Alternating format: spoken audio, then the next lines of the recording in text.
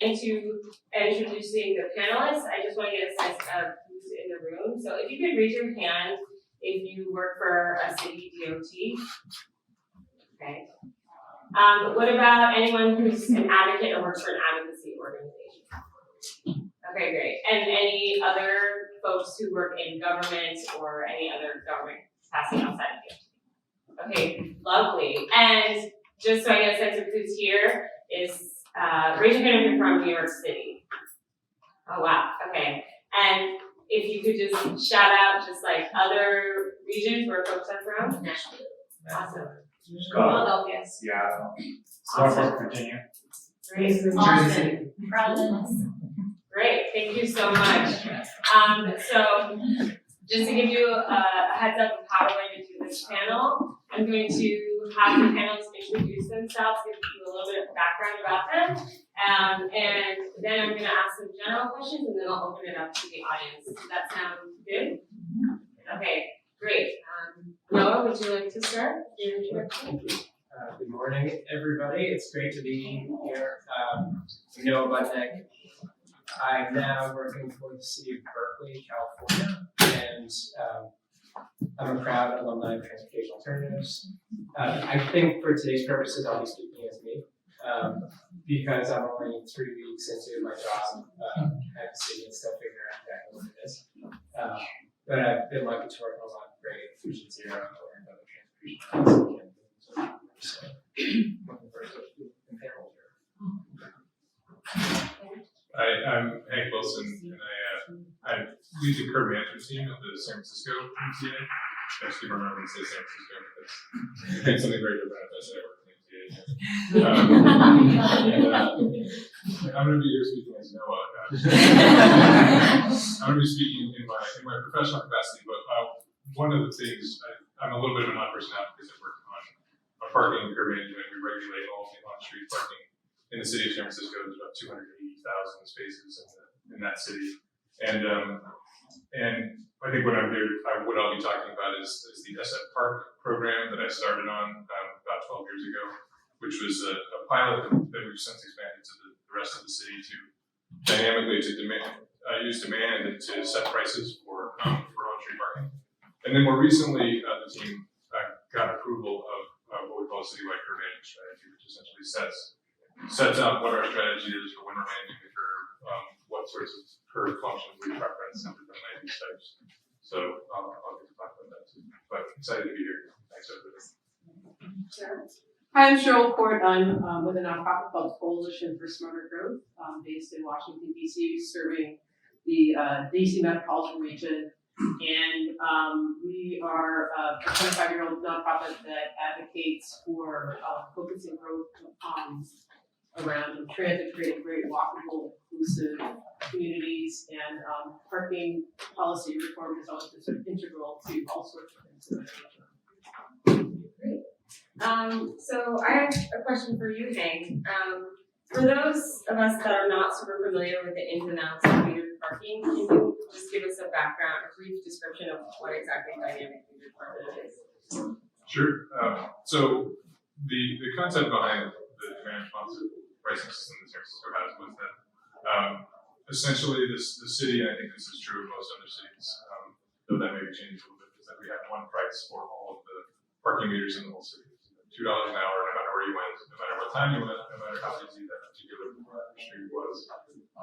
And that doesn't make any sense. It wouldn't make any sense to charge the same price for something that was much higher demand. If we're talking about any other sort of product, especially a product that only has a certain use for a certain amount of time, like a ticket or something like that.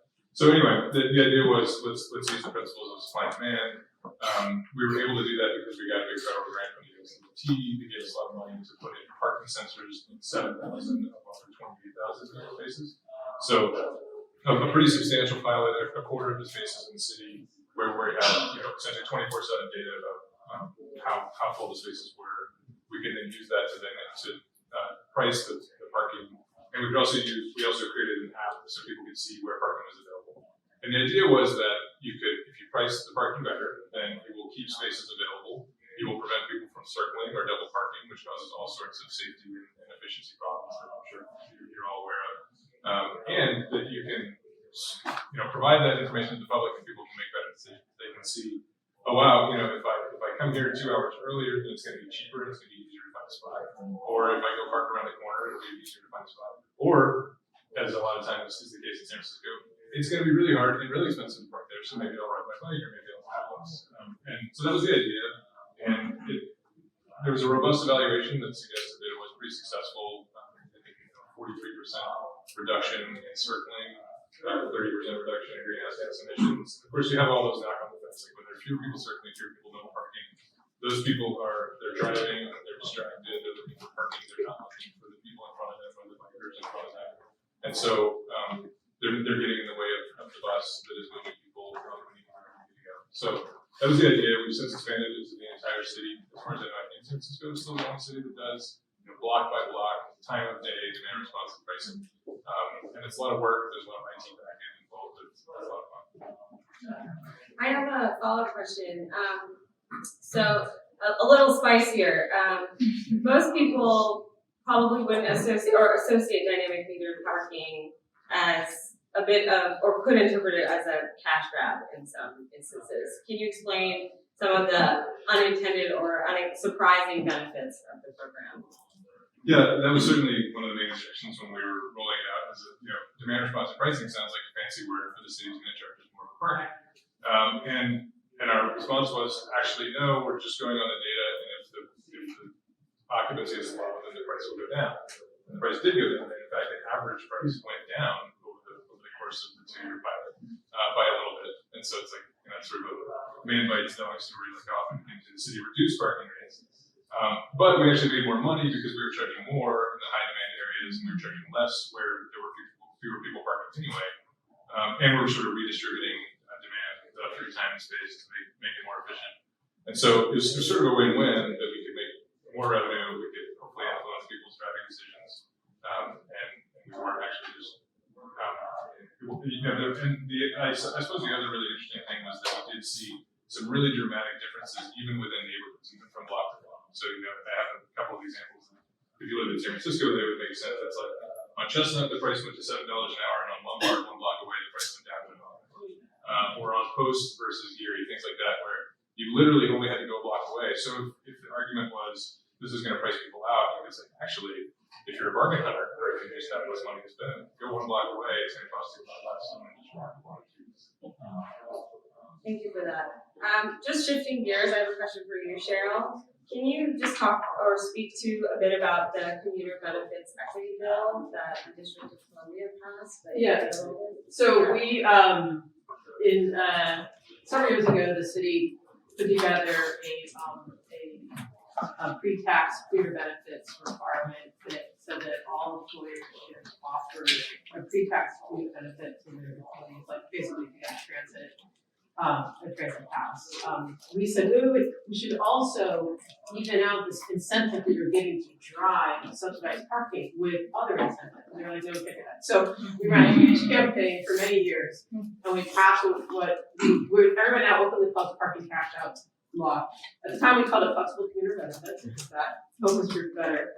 And so basically, the idea is that you can't, an employer who chooses to provide a subsidy for parking has to offer that the equivalent benefit in another form to the employee who's eligible for that parking benefit. So they can either flex it to a transit pass if they want, or they can actually just cash it out and walk or bicycle to work. And that's actually just gone into effect. So we actually don't have the results from it, but DC already has the highest walk and bike to work rate in the country by 18%, although I haven't checked this 2020. It was actually sort of a huge slog, I have to get into that, but we're literally, some employers are literally paying their employees to drive, and then you can talk to somebody. I talked to somebody the other day who said, I don't have a car, Metro shut down, and so I had to take Uber, whatever, and it was really hard. And I saw that my employees were just driving into their free parking space every day, and I had to pay this huge new cost because my transit connection wasn't working, and I couldn't believe that, I didn't have that there wasn't any parity there. Great. Can you talk a bit about, you mentioned the focus group. I'm just curious, what was your experience with that? Do you think other organizations would consider that in developing solutions or resolutions? Yes, but it's expensive. We actually, as relatedly, we did education work that we got transit center funding for, and that's what enables you. I'd never done a focus group before, and it reinforced a lot of things that I was hearing when I was around talking up the idea of getting employers to flex the benefit in a form that the employee would choose to use. And so I recommend reading our results. We wrote a report about it, and that's all on smartergrowth.net. But it reinforced the idea that fairness is in the eye of the beholder, so don't take later. Talk about sort of how flexibility sort of benefits everyone, basically, so that we're not taking anyone's car away from them, and we're not taking away your parking benefit. We're actually saying that let a person who's being offered the work, the employer's already chosen to spend this money, so why wouldn't you let the employee be able to choose it in a way that best suits their needs? And so talk more about it, flexibility rather than fairness. And then also, I think I heard this, and I heard it loud and clear with the focus group. People who walk or bicycle to work are considered privileged people anyway, and don't really deserve any special benefits. And so that's something to really combat. Our focus was actually on the benefits to bus riders, who tend to be by far the lowest income commuters, and vastly people of color, there's two ways for a bus riding benefit. One is they can get a direct benefit because, like this person I talked to, could get that the benefit flex from a parking space for someone who doesn't have a car and rides the bus to work, so they could get that benefit that way. But since parking benefits frequently are given to, say, higher paid employees and not to the lower paid employees, it's not necessarily going to be that benefit. But also, just stop incentivizing so many drivers who might be willing to do something else if they were given a different kind of incentive. That helps buses have less traffic and help to move more effectively through the street, so that bus riders aren't delayed by all these people being paid to drive to work. Thanks for sharing. Just to shift gears, Noah, I just wanted to give you a chance and ask you to speak to your experience, or as you were from Together for Safer Roads, and your experience so far, and the role and projects, or any examples that you've done. Yeah, so recently I was leading a small nonprofit called Together for Safer Roads that builds public-private partnerships around road safety. And it's really interesting when you polled everybody here, like, how many people here work for business? Right. Awesome. A startup, but That's good. we're a curve management startup. Yeah. We're talking about MTA. Yeah, so the private sector has a huge impact on how we get around, right? And I'm not talking about tech companies, which can help change things, but bear witness to the UPS trucks and the delivery trucks, and even before the pandemic, just the way capitalism is driving just-in-time delivery, and with online shopping, right? So there's a ton of traffic being generated in the private sector from Together for Safer Roads really aspired to bring them to the table, and it's really like a coalition of the willing. There are leaders that want to get involved with this work, and so pairing up those folks with local executives like mayors can be a really great foundation to get things off the ground. And for like folks in Nashville, talking with the Mayor Cooper, right, and his staff, right, like Nashville has some work to do on road safety, and in some places having business leaders stand up to the mayor to give them support helps them take that first step and get out the door, and that can really help move things along. And one example of a project that we worked on that I think has been really great is in Houston, which was leading in the headlines for the most deadly roads in the country, and until about 2 years ago had not committed to Vision Zero, even though it's the third largest city, fourth largest city in the U.S. But the business community gave the mayor the courage to stand up, and he knew it was the right thing to do, but he just needed the backing. And we started with one project in one community, and we're just like, we just need to show the change is possible. And did a Texas-sized road diet, did an 8 to 6 road diet. Seriously, yeah. In Texas, an 8-lane road is like a service street.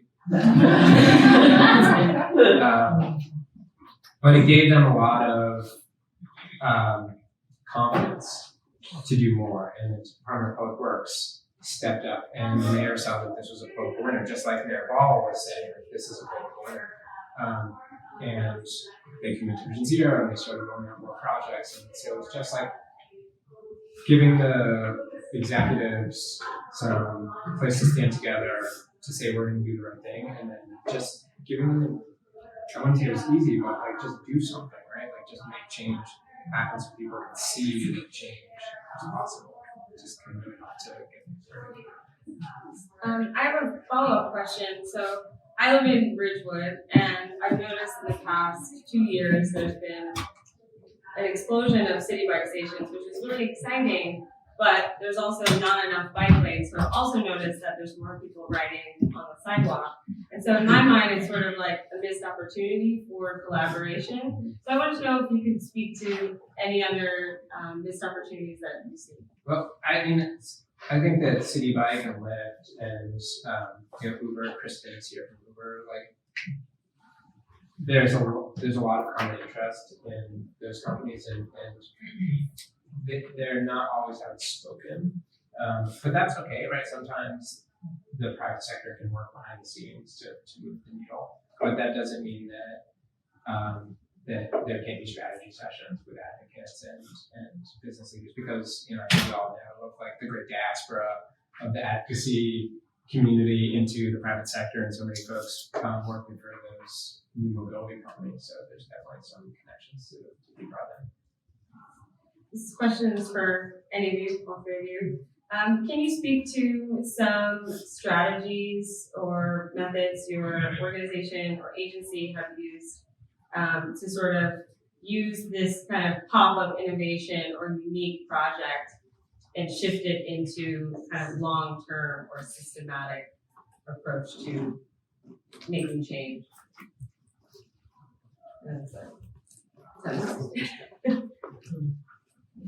Well, I could take a first step. I mean, the example that I gave obviously is, I want to talk about something besides just that park, but obviously like that was a pilot project, and it was very specifically funded by the federal government as a demonstration project. Like, San Francisco, do this, we'll give you a bunch of money to do it, but we want you to show how other cities can do it. And I think that we did a pretty good job of that, in terms of like figuring out how you can do demand response pricing without parking sensors and just using like your payment data in order to do that. But I think that there are a lot of ways. It's certainly in San Francisco where there's broad agreement that climate change is real and that it's something that we need to do something about. And Vision Zero is a goal that's been adopted by every single commission in the city and the board of supervisors, which is our city council, to say, hey, you adopted this climate action strategy, you adopted the Vision Zero strategy, you passed this climate emergency resolution. So, is there a climate emergency or is there not a climate emergency? And, I think that's the sort of like trying to call folks out and say like, this is in order to, and I think also the city has done a good job.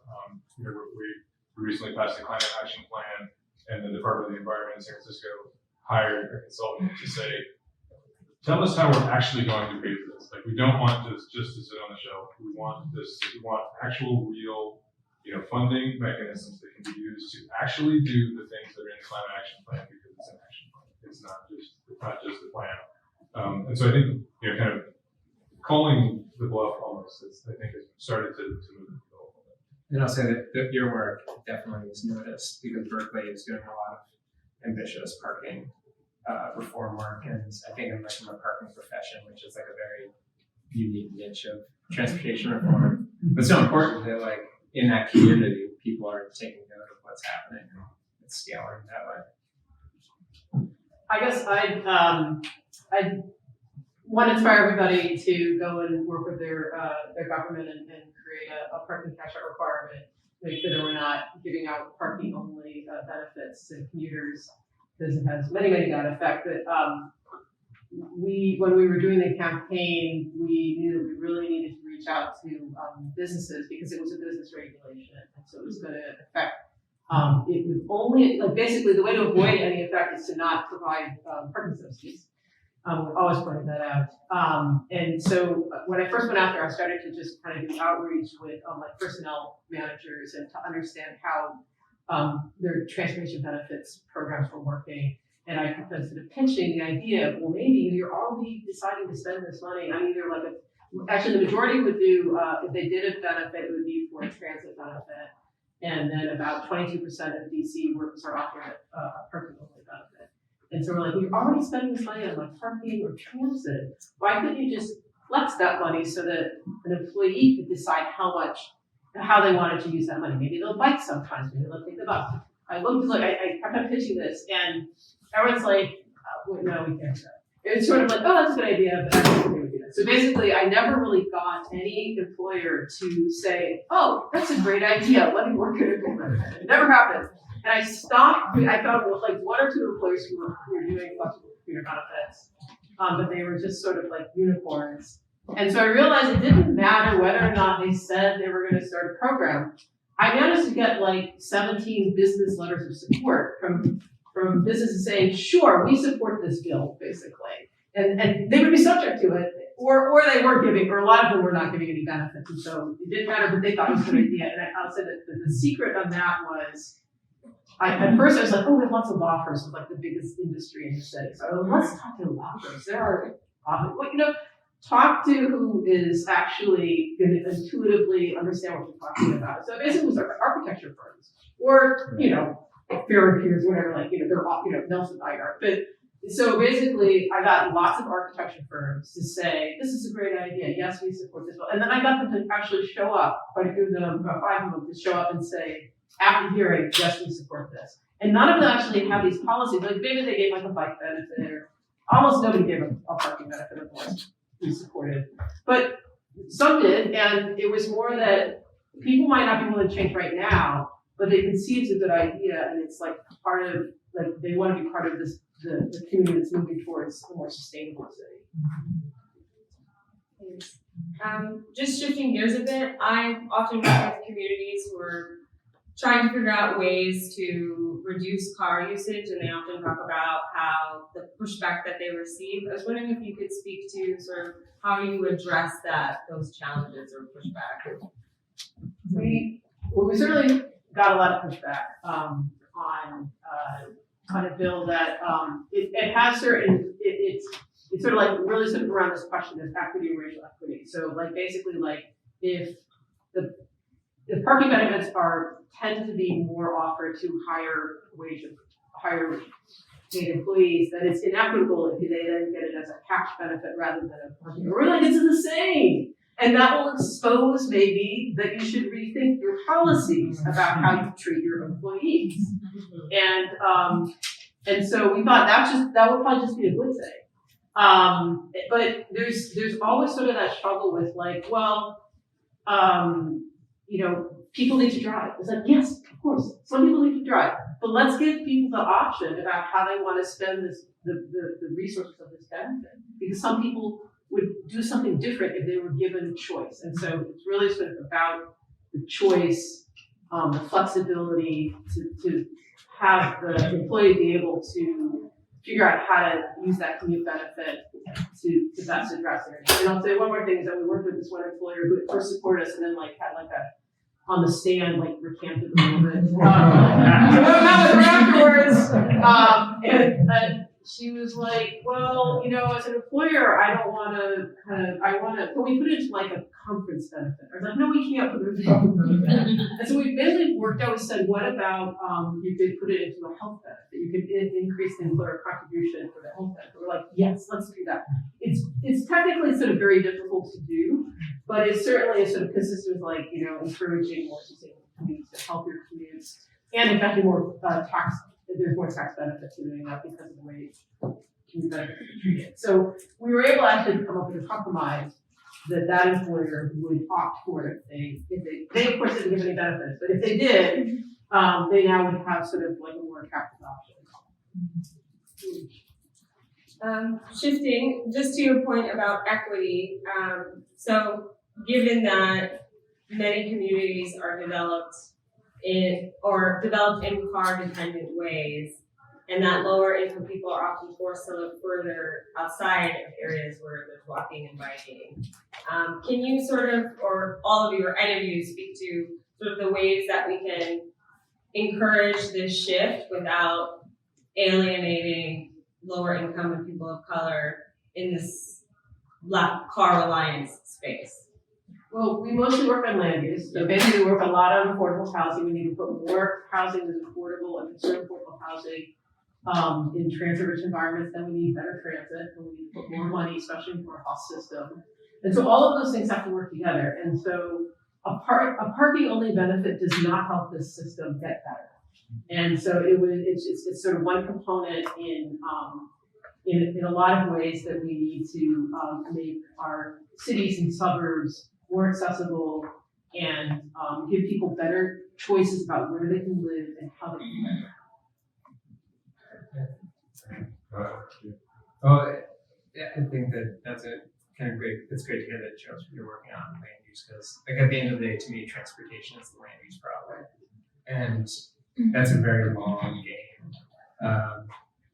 And moving to California, I guess one of the first things my mom said to me was like, "You got to remember, Californians love their cars," and it's so true.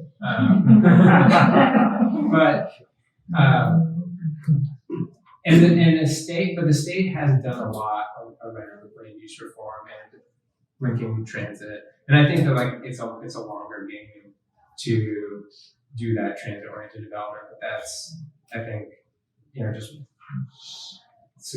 from a sustainability perspective, in terms of sustainable change, just such a powerful way to do that. But also that generally in California, yes, climate change is accepted truth and social equity is. And so it's interesting because right now there's this debate about actually traffic fine equity.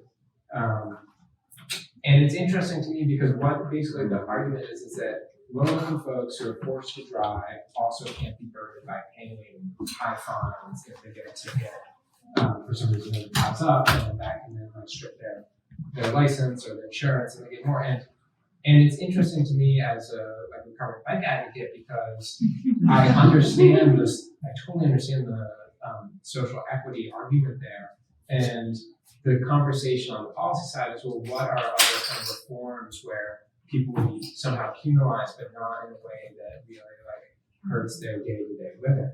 And I think that that's a lesson that I've taken is to not go after the jugular of the car and the auto all the time. And I think that in a coalition building sense that finding opportunities to work with folks around things like that and understand that there are folks that have been painted into a corner and are low income and are forced to drive and it sucks.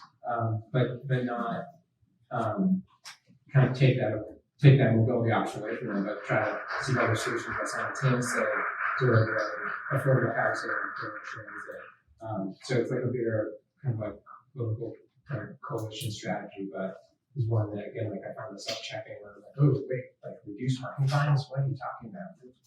And it goes against my policy chops, but okay. Well, if you don't mind, I was gonna talk about a project actually building on. You said the forced to drive and it sucks, which made me think of a project that I worked on, sort of through the looking glass of the transit-oriented project. We have obviously in San Francisco we have a big bus system, and we have bus yards that back in the day when they were established, they were way out in the outskirts. They were in the industrial areas. They were places where there was not a lot of parking demand, and so they weren't built with any sort of. There's not a lot of transit connections, ironically, to the bus yard, and parking was easy because there just wasn't a lot of demand.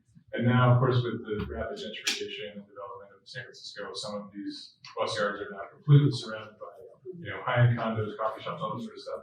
And so now you've got neighbors saying, there's 900 bus operators who are parking on the streets in front of the buildings, parking regulations, and so one of my team's task was to go into one of these neighborhoods and try to figure this out. And we sort of hit on that near the bus yard, there's not really any residential permit parking that excludes all the folks who work there. It's not going to work because people have to get to work. Time limited parking is not going to work because the bus driver could be halfway across the city when the time limit is up and they might be with their car. And driving is going to be necessary for a lot of these folks. I remember some great quotes from people saying, "I can't take the bus to work because I am the first bus of the day." Another gentleman said, "I grew up 2 blocks away from here, and now I have to live an hour away because that's what I can afford on a bus operator's salary." And I think, and so this was big stuff. But some other interesting things that happened. Like one woman said, I get here at 5:30 in the morning. And I said, does your shift start at 6? And she said, no, my shift starts at 8, but that's when I have to get in order to find a parking spot, and then I sleep the rest of the time in my car. And then there was a fight that broke out among 2 operators over an on-street parking space, and so we're trying to get the message out that there are, even if you're low income, even if don't make enough to live in the transit rich part of the area, if you're forced to drive, it sucks. If you have to drive at 5:30 in the morning and sleep in your car, if you have to get in fights to get parking spaces, nobody wants that either. And so there are ways that we can work together to try to put in some regulations so that you can get to work at 7:45 instead of 5:30. You can sleep, you can spend more time with your family, and it's going to cost you a little bit, but there's going to be other benefits that you won't see. But the other big thing that came out of that is that we started running a shuttle from the nearest transit station to all of these facilities to say, we actually have never given any thought to how people are going to get to this location because they could all just drive and park and it wasn't an issue. And now it is, and we need to start offering TDM. And now the agency is actually working on we call it a facilities TDM plan, basically we actually do need to figure out how folks are going to get to these places. And so, I think engaging with the community helped us learn that this is a problem. And pricing parking is not going to be the most popular thing, but the problem already exists. So we want to figure That's interesting. As people return to the office, I'm hearing this from my colleagues that the commute is real for folks, and New Yorkers have the luxury, even if you have a long commute, you can read because you're on a train. But in other less transit-rich parts of the country, that's real. Berkeley, and this actually doesn't give any parking to city employees. So I talked to my coworkers now, and they park blocks and blocks away. And so this transit shuttles are really interesting idea for kind of like a catch lot. Okay, I'm going to transition to opening out to the audience. Does anyone have any questions they would like to ask the panelists? My name is Michael. I'm with Taking Plans and advocacy work here in the city. I have a question for Hank. One of the things we're interested in is curb management and also kind of exploring ways around that. One of those is dynamic pricing. And I'm curious about the app, the app and how people are using it. Is it before they leave the house? Is there fluctuations in that time period in their commute? Are people frustrated about it? And also, is there a current integration or potential integration with these navigating apps, Waze or Google Maps or something like that? Yeah, great question. And I should say, I should confess that the app doesn't exist anymore. But we do have a mobile friendly website where you can go and you can find out this is what the price is on any given block in San Francisco.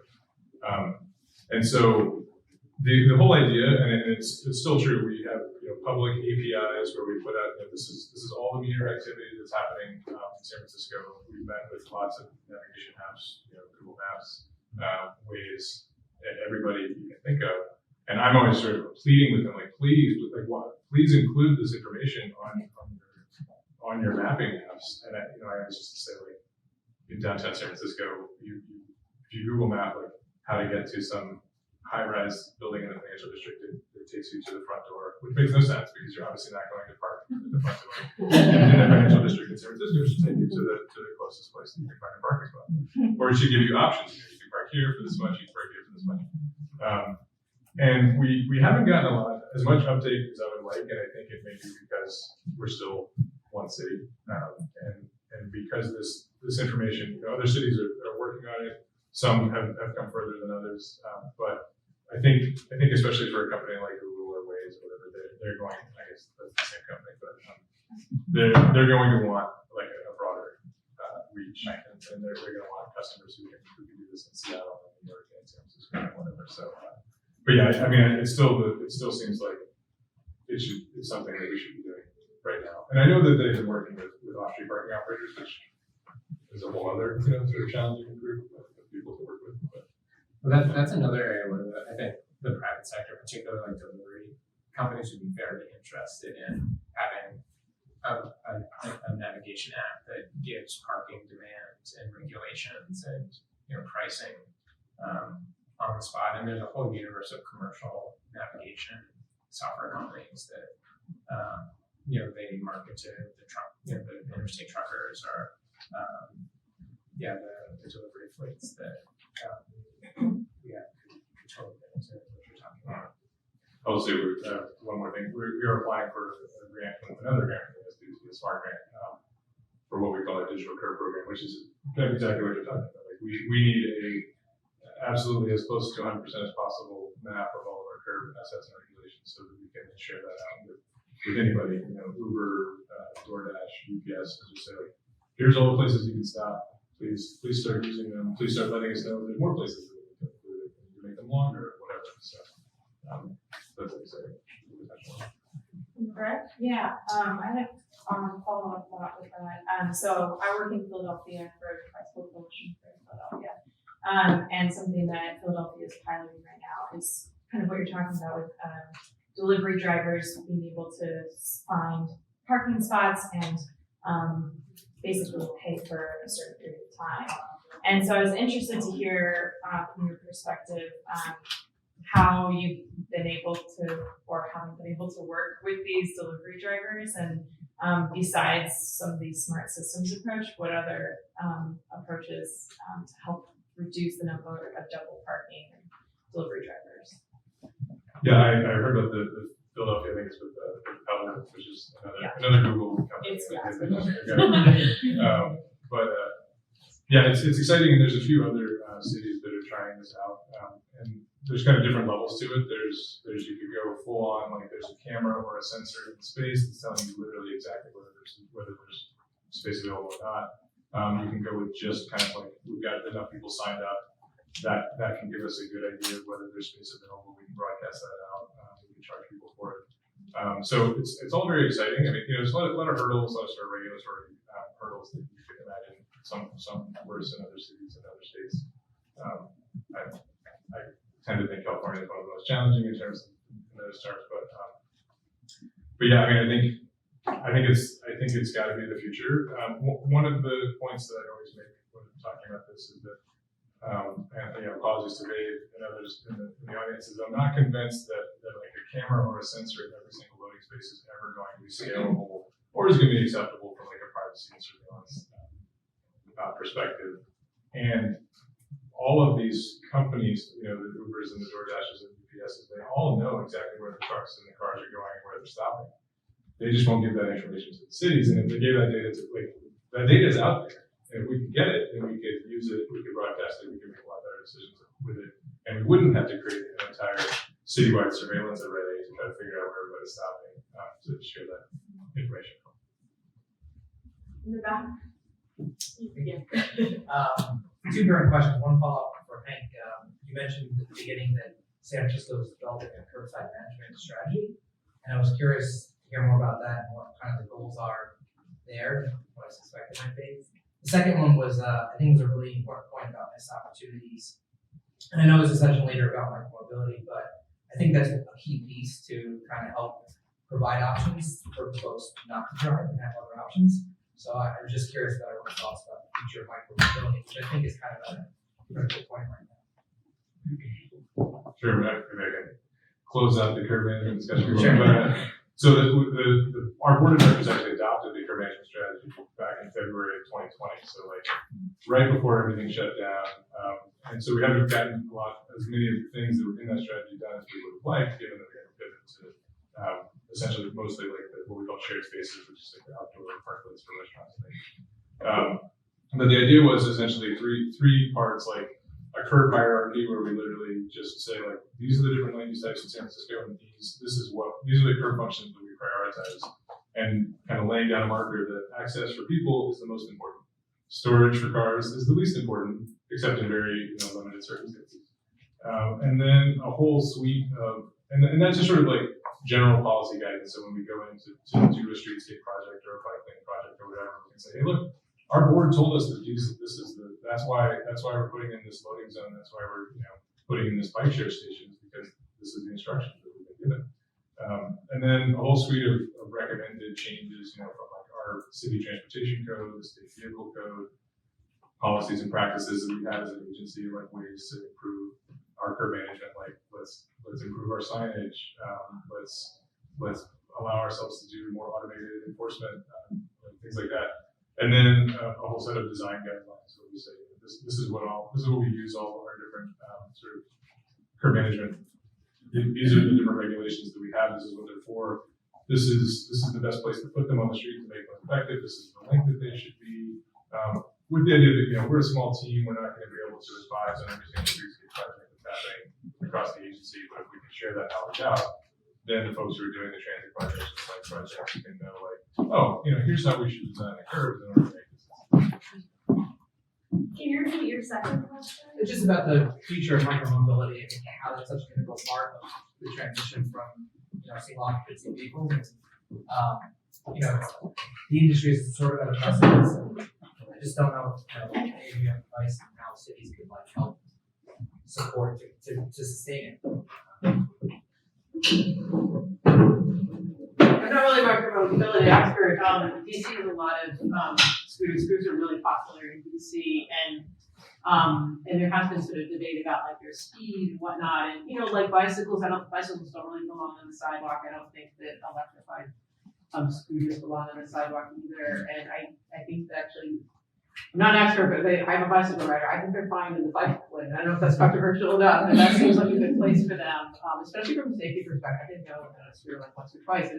I'm much more comfortable on a bike, and so it's something to accommodate. I'll tell you, like I have a regular bus. I take my son to school on a bus, and there's like at least one person who's always there with their scooter on the bus, and it fits into the space of a not super crowded bus, and so there's great flexibility in it that certainly should be further supported, and it is a very evolving part of kind of our planning, and but I think we are moving in the right direction on it. And certainly from a parking cash out perspective, it's like, yes, give people cash if you're willing to already, as an employer, give this money in one form or another to your employee and let them decide how they want to get to work. I saw somebody in New Jersey Transit last night with a scooter. Yeah. I would just say, like, in my mind, like, scooter is not car. So that is good. That's what I would. So, but I mean, I guess if micromobility is to continue to kind of embed itself in our daily lives as it should, that it should be treated like other modes of transport, which is heavy public investment. Because transport's not a money-making business, it never has been, right? Like, think about airports and the billions of dollars that federal money that go into airports every year. That's public transit, right? And so same with trains and roads. So same thing, but it's like protected bike lanes. Just make them wider, right? So that there's enough room that people aren't crashing at each other. I think every location is different, but to the extent that local government can support the actual funding. I personally, I think that the way shared mobility has played out with private entities operating it is, I would say, has met with more success than if government were to operate shared mobility. But it's interesting because, like, if you look at the way parking is operated, parking is a mix of public and private So there's certainly lessons to be learned from parking operations and the way parking is managed in a public and private way that might be brought over into American mobility. But like at the end of the day, there needs to be public investment. Hi, my name's Lacey. I work for the Brooklyn Borough President. I have two questions. One, we actually just introduced some legislation that would require the city to do a dynamic parking pilot. So I'm really glad I came to hear about your experience. But one question I had about that was, I fear that some of the pushback, especially for this like app or web-based system, is about the digital divide and people just not having access to that information. And so I'm wondering how you dealt with that. And then secondly, a question for everyone, we kind of started hitting on this, but one of the things that we're thinking about is how to regulate last mile distribution facilities, just because of all of the issues associated with them, including street safety. And I'm wondering if you have done that at all in your cities and could give some advice there. Sure, yeah, great question about the digital divide, and it was something that certainly came up with the Smart program, and the answer was, I don't know if this is satisfying enough, but this is what we said, is that the vast majority of people, even people who are very wealthy and have smartphones, have no idea that this app exists, and frankly don't even have any idea that there's demand responsive pricing happening on the streets. But you only need like a certain number of people to figure it out. And, we're just trying to open up 1 or 2 spaces per block. So if you get 1 or 2 people out of the 20 or the 40 on that block to know that they can go around the corner with a small space, then you're achieving the goals. And so I think we certainly looked into other ways to kind of broadcast this information, and at least at the time it was cost-effective, like variable message signs on all the blocks. So that just wasn't. There was no way that the city would be able to afford that. But again, I think the idea is that, and also you have, I think, especially people who are coming to a neighborhood often, they already have their special parking spots that they know about, that they look for when they get there in the morning. Like, people are going to figure it out. And if there's someone who works in the area and needs to arrive at 4 in the morning because their shift starts really early, like they're already familiar with things, and they're going to figure it out. Like, oh, now I know if I go 2 blocks away, I can pay less. So. Just for the audience and also for myself, can you explain what a last mile distribution facility? Sure. Just like basically like an Amazon warehouse or any other kind of facility like that where they're bringing stuff and then it's getting trucked out. I think one of the issues that we're having in Brooklyn is that there's in the manufacturing districts, which we love manufacturing, but they're being built as of right with no real oversight. And so, for example, there's like 6 of them coming online in Redwood right now. There's this concentration issue that causes, it's an environmental justice issue, it's a street safety issue, it's all this other stuff. So we're looking into maybe like a licensing structure or something like that, but it's always just confusing. Any other questions? Hi, I'm Sam. If you could wave a magic wand and have a new piece of policy or technology related to what you do, what would it be? Tomorrow. Like it would start tomorrow. I love what Ball did with 20 mile an hour speed limit in Hoboken. Hoboken's like 60,000 people. So, but at that scale, to be able to do that is I think, really transformative. Mine is a little. It's going to be parking related. Sorry. In California, there's a state requirement essentially that if you want to charge for parking, you have to have a physical parking meter on the block. And I would like to get rid of that because I'm still a firm believer that pricing and parking, kind of like congestion pricing and other things, can be an extremely influential way to get people out of their cars if done right, if done ethically. But the cost of 10% of the spaces in San Francisco are priced, and to go wider than that is just prohibitively expensive in terms of actually procuring the infrastructure and fixing it when it's vandalized and broken. So to be able to expand paid parking just with a sign that says, use your phone or go to the nearest convenience store or whatever to pay, I think that would give us a lot more flexibility. We need affordable housing everywhere, especially in transit stations, but that's sort of like a complicated resource question. It's not a magical, say, even zoning policy question. We've done a lot with that, like with inclusionary zoning in DC, for instance. I think that one of the fights that I'm having right now is with Prince George's County, which is a neighbor to DC, where all their roadways are designed like for 40 miles an hour, right at metro stations, even though I actually thought we legislated urban street design standards in 2017, and they haven't been implemented. So and they have great standards. It's like all arterial, mixed-use boulevards are 25 miles an hour designs. Travel lanes are 10 feet, most bus routes 11 feet. 15-foot curb radius, and no more than 4 travel lanes total, which when I look around DC, which does pretty well a lot of these things, some of the big streets are not 4 lanes, they're more than 4 lanes. So that's tricky, but basically we need urban streets to be implemented, and they're just not. I have a question for you, Cheryl, actually, because you mentioned that you've done work in zoning. I'm just curious if you could speak to any projects or programs that you've worked on in relation to kind of addressing the impacts of zoning and like transitioning from single family to mixed use development and how that's kind of played out.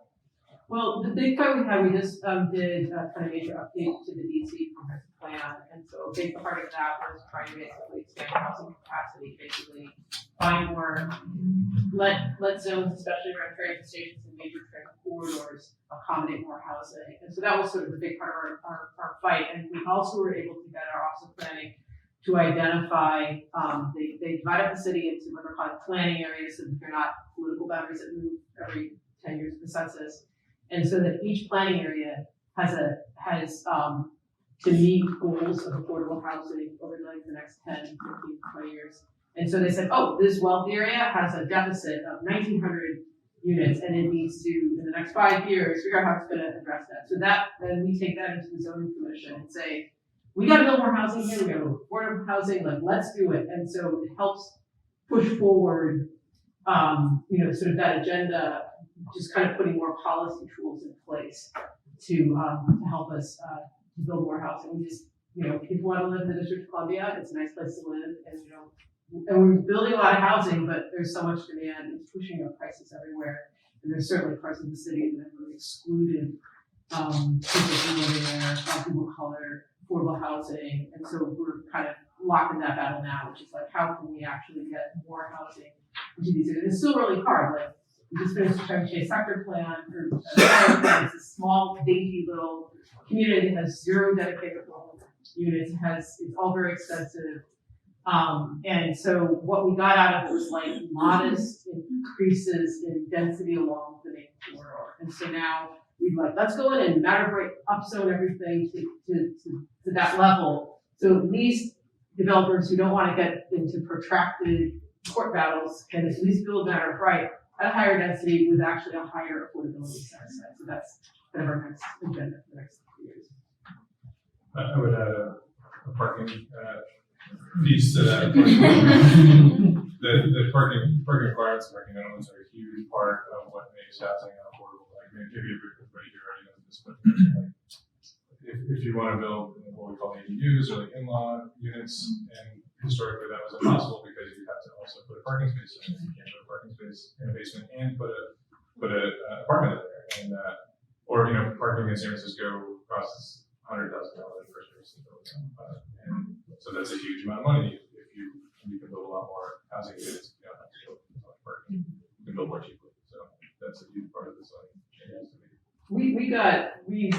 I didn't mention it because we won a lot in the 2008 zoning update, where we basically really drove down. We tried to eliminate, but weren't successful, parking requirements altogether, but we did pretty well.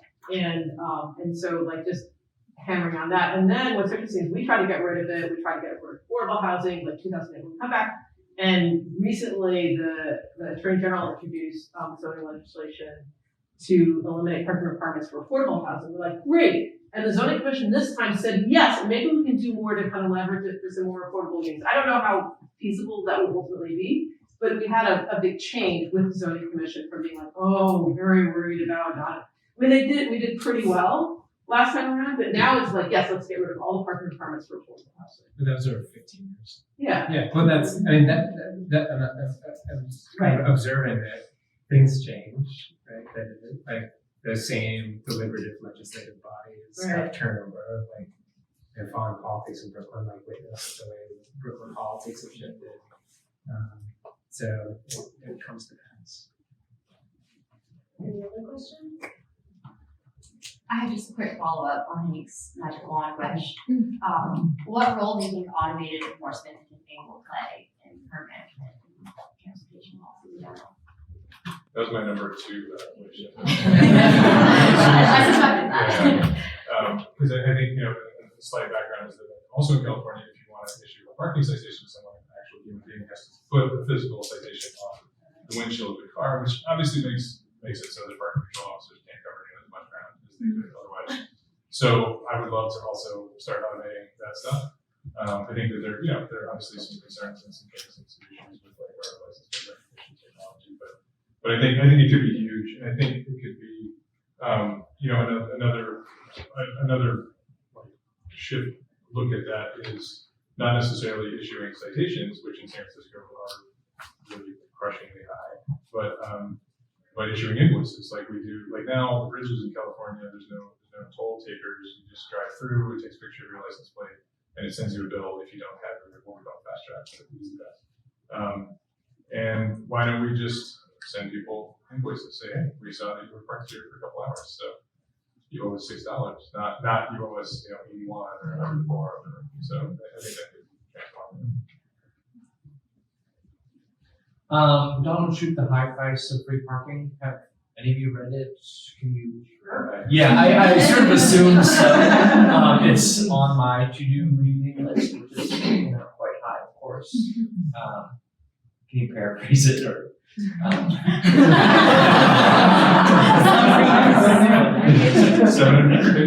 Yeah, which is why it keeps getting pushed towards the bottom.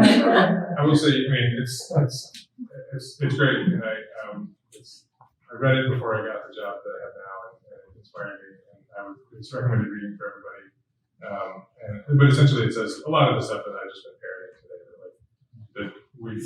that cities have been creating parking minimums and requiring parking and subsidizing parking for many decades, and it has done probably more than anything else to destroy the urban form, to make things less safe, to encourage car use in dense, what otherwise would be dense, walkable, transit-friendly urban spaces, and it's been a huge subsidy to oil and gas, and so it's just kind of been bad all around. We have, and one of the great lines, I think that this is from that book that said, no, it's not, because it's about San Francisco specifically, but North Beach in San Francisco is our little Italy. It's a lovely neighborhood to go and visit and eat and walk around.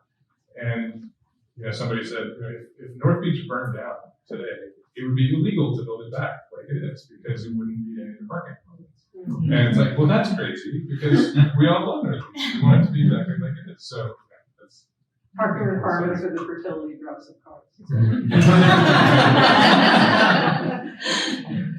It's funny.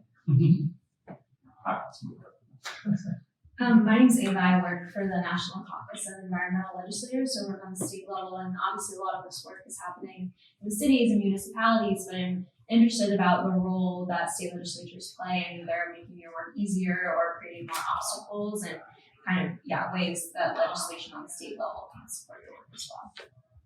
We went to legislate a vehicle miles traveled evaluation for all transportation investments and land use investments. At the state level, you can certainly do that for transportation. It's a little bit more complicated for land use, though the state is involved with land use decisions in various ways. That's kind of like our big sort of climate change agenda is to tie. We're not going to get there by electrifying all the private vehicles that people drive. We need to build, walkable transit-oriented communities that everyone can have access to. And so it's just all the policy decisions that go into supporting those decisions are what we need to do. Sorry. I'm learning this in California, but I think you've given a lot of examples of how anachronistic current statute is, and then just going back and unwinding things like requiring a parking meter on every block, or kind of revisiting outdated things like LMS requirements, level service requirements for roads. California's done that, and switching to a VMT-based way to evaluate transportation development. But I think that there's a lot of low-hanging fruit of just like undoing the regulations from the post-war era that are like the staff have to abide by, or be sued, and it just adds to work and time in terms of delivering projects, and then also adds the cost if people want to do the right thing but are worried about facing a lawsuit in doing that thing. Like California is great at like passing ambitious environmental goals and health goals and starting to address equity goals. But even when those things are passed by legislators, there's still regulations on the books that the actual agency staff have to deal with that sometimes contradict the mandates that the elected officials are giving them. Hi, I'm Matt Carmody, and I do a lot of the impact studies that rely on level of service, and a lot of them in New York City are kind of useless because you're going from level service F to level service F. And Noah kind of started answering the question that I was going to ask, which is how is California doing with rolling out vehicle miles traveled to assess transportation impacts for new development as opposed to level service, which is kind of useless in dense urban cities like New York City, San Francisco. Honestly, I don't know how well it's being implemented at this point. I was hoping no one was Oh, going to sorry. Sorry.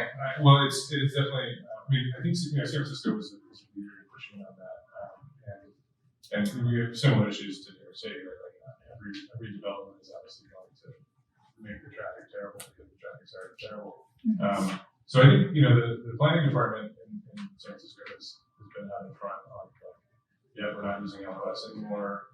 I think we're using DOT, and but I can't tell you more than that. I can certainly put you in touch with folks who could. That'd be interesting. Yeah, we're kind of hoping that you guys would write the book on that. Teach us how to do it in New York City. I'm Meshack Adams with Walk Like Nashville. We were talking about just like charging folks for vehicle miles, but I would also just try to add like vehicle size as well, because in Tennessee it's mostly trucks. There's a lot of trucks, SUVs, which kind of contribute to, more likely folks getting hurt in pedestrian crashes. DC has a bill to charge a higher fee based on weight for larger vehicles. That hasn't come through the process yet. You mean the city of DC? The city, District of Columbia. Yeah, this is very exciting. It's something that we do as a guy that we don't have. DC being a city, We have a city and state, so. no voting representation, no senators, no votes. But you can legislate the We're about size to of lose it. everything if the things go the way they're probably going. But yeah, I think we've looked into ways that we can, as a city, because we don't have a lot of control over how, what vehicles are allowed to drive on the streets and how big they can be. But we do have, we have permit programs, we have some places where we can use considering large vehicles are not allowed on the streets. We try to nibble away at that. Because it's a great idea, because you're right, there's, in terms of vision zero and safety, a car that weighs 6,000 pounds is much more deadly than one that weighs 2,000.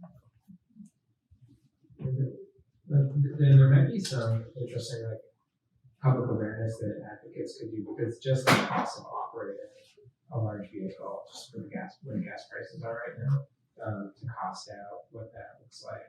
And in Northern California, we're seeing a lot of families go from 2 cars to 1 car, and that's actually a big part of the shared mobility, and also electric bikes. Every day I see a mom and 2 kids passing me on an electric bike, and I love it. So it's possible, and so maybe there's just some public awareness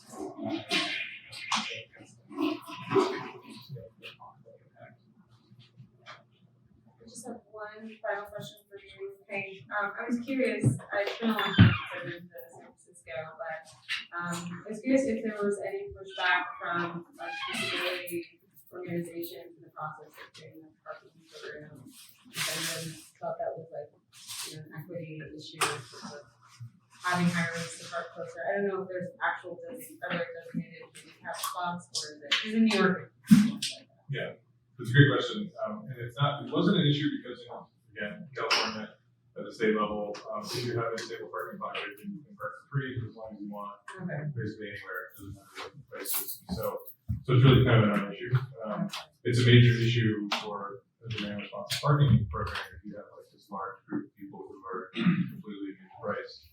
But San Francisco's also done a really good job of creating zones, accessible parking zones. We have a lot more, I think, than most other cities in our size in terms of percentage. But yeah, it was kind of a non-issue. That's another. There are other states that I think have been like more targeted with that. Like Illinois, as an example, Philadelphia is not a state, but they've done a good job of kind of saying, if this is about the ability to pay a meter, then you can legislate for that, and we don't want to just give somebody who broke their foot and is in a cast, they probably still need to be paying a meter just like everybody else. So that's a whole renewable panel. Thanks. Okay, so since we're coming to an end, I just thought I would open up the panel for you guys to share one final thought or key message that you want to share with the audience about your process or what you've learned or anything pressing. I mean, things have really changed in the couple decades I've been working on this, in terms of parking or sort of parking as godliness. It's just, younger people are much more interested in living in walkable, transit accessible places and riding scooters, and so there's just a lot of kind of latent opportunity to mobilize around some of these decisions moving forward, and so it's a good time to be kind of fighting for these things.